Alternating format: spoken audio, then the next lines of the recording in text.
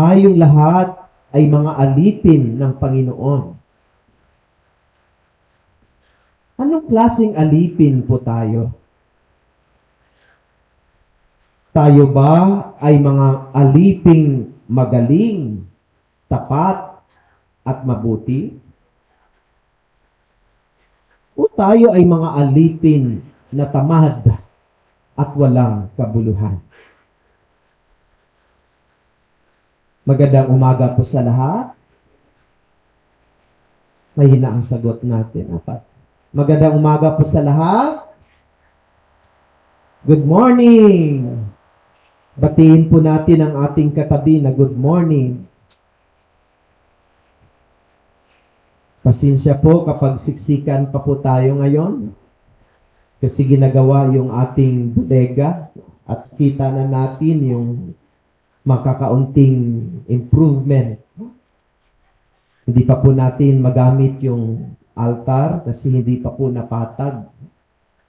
And hopefully, next Saturday and Sunday ay medyo ayos-ayos na po ito. Kasi masemento na yung altar at hopefully magsimula na sila ng bubong kapag dumating na ang in-order ng ating donor. So mayroon na pong nagbigay ng bubong natin, no? Yung nagbigay din sa atin ng 500,000 na pandagdag natin upang mabili natin ang property na ito. Si Mr. and Mrs. Joe and Letty Francia. Hindi po sila taga rito, taga Malabon po sila ata. Pero tinutulungan nila tayo upang maayos ang bahay ni Maria dito sa bodega. At tayo ay nagkakasama-sama at nagkakatipon-tipon upang ipagdiwang natin ang banal na misa. At sa banal na misang ito, muli-muli, ipinapahayag natin sa Diyos ang ating taus-pusong pasasalamat sa napakaraming biyaya na ipinagkaloob niya sa atin.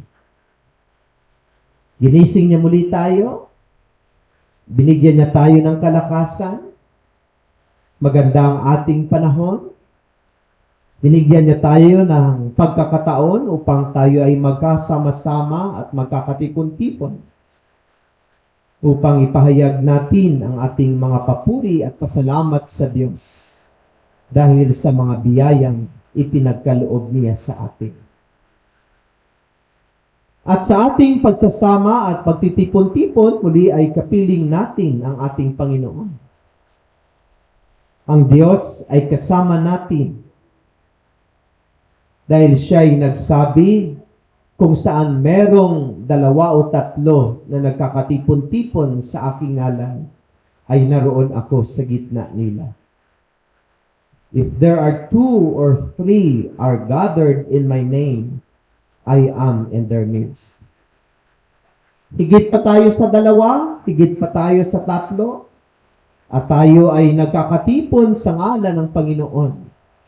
Kaya kapiling natin ang ating Diyos. Amen? Kasama natin ang ating Panginoon. At isa sa mga pruweba na kung saan kasama natin ang Diyos ay napakinggan natin siya sa pamamagitan ng kaniyang mga salita. At ang kaniyang mga salita ay nagpapaalaala, tumuturo at gumagabay sa atin kung ano ang makarapat-dapat nating gawin sa ating pang-araw-araw na pamumuhay. Habang iniintay natin ang pagbabalik muli ng ating Panginoon. Siya ay babalik muli kung kailan hindi natin alam. Bakit siya magbabalik? Why he will come again? He will come again to judge the living and the dead. Siya ay babalik muli upang maghuhukom, upang maglilitis sa atin, upang ipagkaloob ang ganap na kaligtasan. Kung kailan siya babalik muli upang tayo ay kanyang lilitisin, hindi natin alam. Kaya ang palaging sinasabi sa atin ay huwag tayong mawili sa buhay na ito, bagkus palagi tayong maging handa at patuloy na maghahanda. At anong mga paghahanda ang dapat nating gawin? Narinig natin sa ating ebanghelyo. Ikwinento sa atin ang talinhaga ng talento. The parable of talents. Tayo ay pinaalalahanan ng kwentong ito na tayo lahat ay pinagkakatiwalaan ng Diyos ng mga biyaya. Tayo ay kaniyang mga alipin na kaniyang pinagkakatiwalaan. At sa kaniyang pagbalik muli, tayo ay kaniyang susulitin sa mga ipinagkatiwala niya sa atin. The many and more blessings that we have, the more accounting that we will make. Kung marami tayong biyaya na natanggap mula sa Diyos, marami din tayong i-report sa Kanya. At tatanungin niya tayo kung ano ang ginawa natin sa mga biyayang ipinagkatiwala niya sa atin. Hindi niya tatanungin sa atin, meron ka bang bank book at ilang laman ang bank book mo? Hindi niya itatanong, maganda ba at malaki ang iyong bahay? Hindi niya itatanong, nakatapos ka ba? At ano ang naabot mo sa iyong pag-aaral? Mayroon ka bang sasakyan? Ilan ba ang nadeposito mo sa bangko? Hindi po yan ang kanyang itatanong. Ang kaniyang itatanong sa atin ay, ano ang ginawa mo sa buhay na ipinagkatiwala ko sa iyo? Dahil ang buhay ay isang biyaya mula sa Kanya. Kung pamilyado ka, tatanungin ka ng Diyos, anong ginawa mo sa iyong pamilya na ipinagkatiwala ko sa iyo? Kung binigyan ka ng anak, ano ang ginawa mo sa mga anak na ipinagkatiwala ko sa iyo? Tatanungin ka niya, bakit hindi siya marunong magdasal? Bakit ganun ang kaniyang pag-uugali? Galit, hindi siya nakatapos ng kaniyang pag-aaral. Ano ang ginawa mo sa anak na ipinagkatiwala ko sa iyo? Kung meron kang asawa, tanungin ka, ginawa mo sa iyong asawa. Ibig sabihin, lahat-lahat ng nasa atin ay nagmula sa Diyos. At tatanungin tayo ng Diyos kung ano ang ginawa natin sa lahat ng ipinagkatiwala niya sa atin.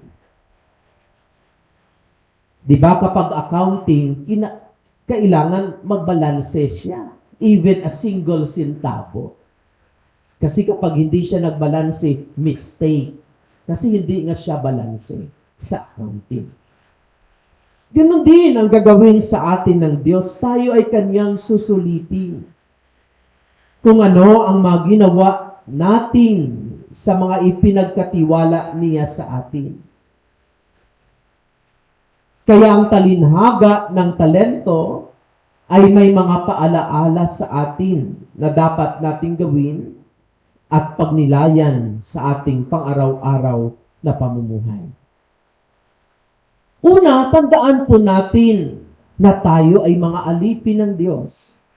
Hindi tayo ang may-ari. Tayo ay alipin ng Panginoon. At tayo ay lubos na minamahal na Diyos na Kaniyang mga alipin. At dahil tayo ay Kaniyang minamahal, tayo ay Kaniyang pinagkatiwalaan ng mga biyaya mula sa Kanya. Pinagkatiwalaan tayo ng Diyos. Ang may-ari ng lahat, pati ng ating buhay, ay nagtiwala sa atin na Kaniyang mga alipin at ibinigay niya sa atin ang Kaniyang makayamanan sa pari-parihong paraan. Ang Diyos ay nagtiwala sa atin at ibinigay sa atin ang mga biyaya at mga oportunidad. Dapat nating ito'y kilalanin at pagyamanin sapagkat ito'y isang malaking pribilehiyo at responsibilidad. Pinagkatiwalaan tayo ng Diyos ng Kaniyang mga biyaya. At sa pinagkatiwala sa atin ng Diyos na mga biyaya, tayo ay mayroong pananagutan. Ang may-ari ng mga biyaya ay magbalik at humusgahan ang Kaniyang mga alipin batay sa ating paggamit ng mga ito. Ito ay paalaala na may pananagutan tayo sa Diyos sa paggamit ng mga biyaya at kakayahan na ibinigay niya sa atin. Ang ating paggamit o hindi paggamit ng mga ito ay magbubunga ng pagkikilala o parusa mula sa Diyos. Ibig sabihin, there will be a consequence in every responsibilities that God has given to us. Tayo rin ay pinaalalahanan na ang mga biyaya ng Diyos na ipinagkaloob sa atin, tayo ay kailangan magiging responsable sa mga ito. Ang kwento ng talinhaga ng talento ay ipinapakita sa atin na binigyan tayo ng Diyos ng mga talento at kakayahan na dapat nating gamitin at palaguin.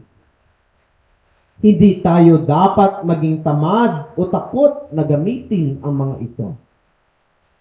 Sa halip, dapat nating pangalagaan at gamitin ng wasdo ang mga biyaya na ibinigay sa atin ng Diyos.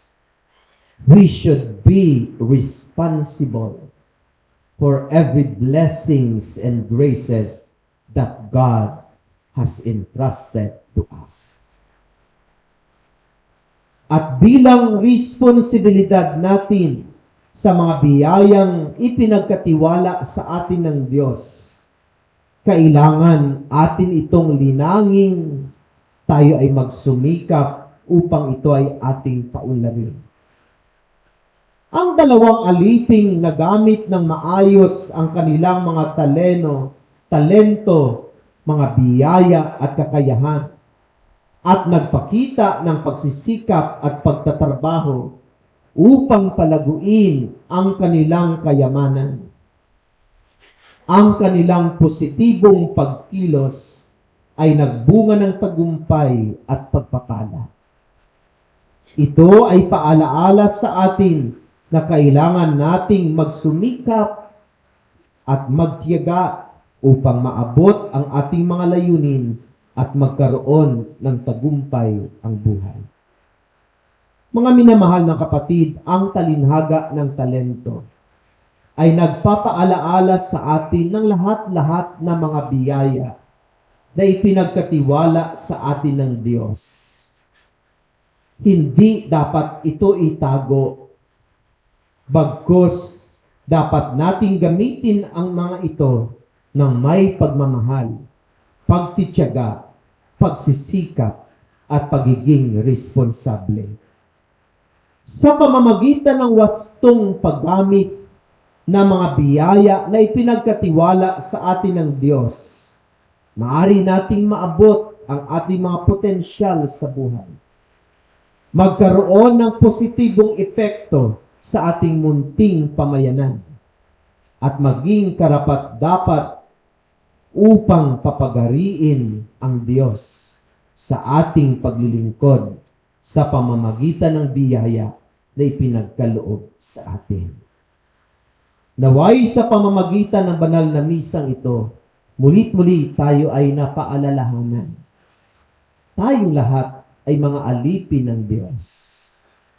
Pinagkatiwalaan tayo ng kaniyang kayamanan at mga biyaya.